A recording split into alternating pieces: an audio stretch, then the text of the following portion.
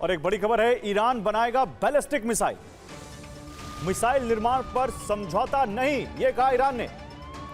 Iran के विदेश मंत्री ने चेतावनी दी, यूएस से मिसाइल पर बात नहीं होगी।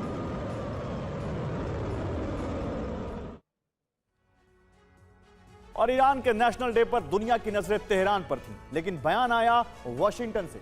अमेरिका के राष्ट्रपति डोनाल्ड ट्रंप ने साफ कहा है, ईरान डील करे वरना सैन्य कार्रवाई के लिए अमेरिका तैयार है। यानी एक तरफ ईरान के साथ परमाणु बातचीत चल रही है और दूसरी तरफ जमीन, आसमान और समंदर में अमेरिका की सैन्य तैयारी तेज हो रही है। ट्रंप अब समझौते वाली भाषा नहीं बोल रहे, वो सीधे सीधे धमकी दे रहे हैं कि अगर ईरान ने अमेरिका की शर्तों के मुताबिक मिसाइल समझौता नहीं किया तो हमला जरूर होगा। अमेरिका के कैलिफोर्निया में B-2 बॉम्बर का बेस है, नाम है मार्च एयर रिजर्व बेस। यहां से ईरान की राजधानी तेहरान की हवाई दूरी 13,000 किलोमीटर है। बिना मिड एयर रिफ्यूलिंग के B-2 बॉम्बर यहां तक नहीं पहुंच सकता, इसलिए इस रास्ते में अमेरिका के KC-135 स्ट्रैटो टैंकर की नई तैनाती हुई है। कैलिफोर्निया से उड़ने के बाद सबसे पहले अमेरिका में ही मिसूरी के व्हाइटमैन एयरफोर्स बेस पर रिफ्यूलिंग होगी। उसके बाद स्पेन के मोरॉन एयरबेस पर KC-135 स्ट्रैटो टैंकर के जरिए मिड एयर रिफ्यूलिंग होगी। इसके बाद अमेरिका के B-2 बॉम्बर ईरान में कहीं भी बमबारी करके इसी तरह वापस अमेरिका बिना रुके लौट सकते हैं। अमेरिका की सैन्य तैयारी लगातार बढ़ रही है। मिडिल ईस्ट के अलग अलग ठिकानों पर एयर डिफेंस, एयर पावर और नेवल पावर को एक साथ तैनात किया जा रहा है। नक्शे पर अमेरिका की यही पूरी सैन्य पोजीशनिंग आप समझिए। यूरोप से अमेरिकी C-17 सैन्य ट्रांसपोर्ट विमान लगातार मिडिल ईस्ट की ओर उड़ान भर रहे हैं। रिपोर्ट्स के मुताबिक 24 घंटों में 7 एयरलिफ्ट विमानों ने उड़ान भरी है। अब जॉर्डन पर ध्यान दीजिए।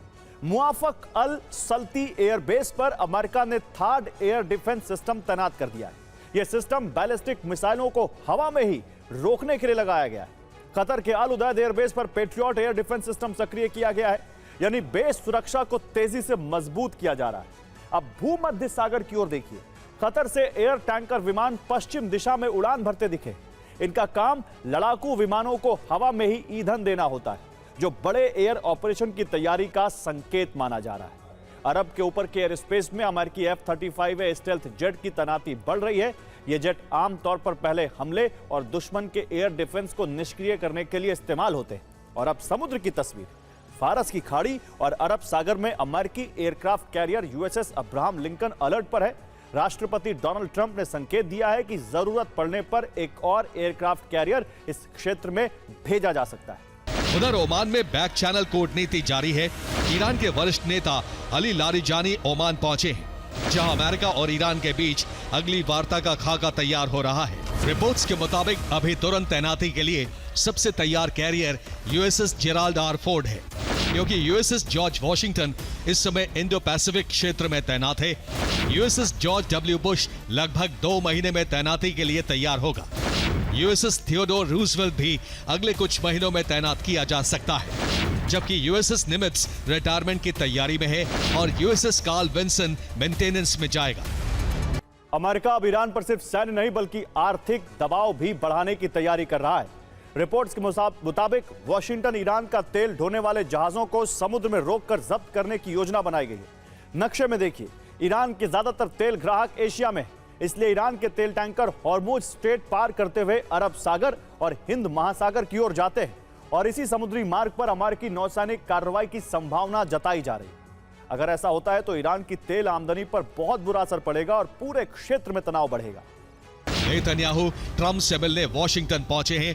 कतर से कम 3 एयर टैंकर भूमध्य सागर की ओर उड़ान भरते देखे गए हैं। कम से कम 7 C-17 ग्लोब मास्टर यूरोप से मध्य पूर्व के बेस तक पहुंचे हैं। F-35 स्टेल्थ जेट अरब के करीब तैनात किए गए हैं। USS अब्राहम लिंकन समुद्र में तैनात है और ट्रंप ने एक और कैरियर भेजने का ऐलान कर दिया है।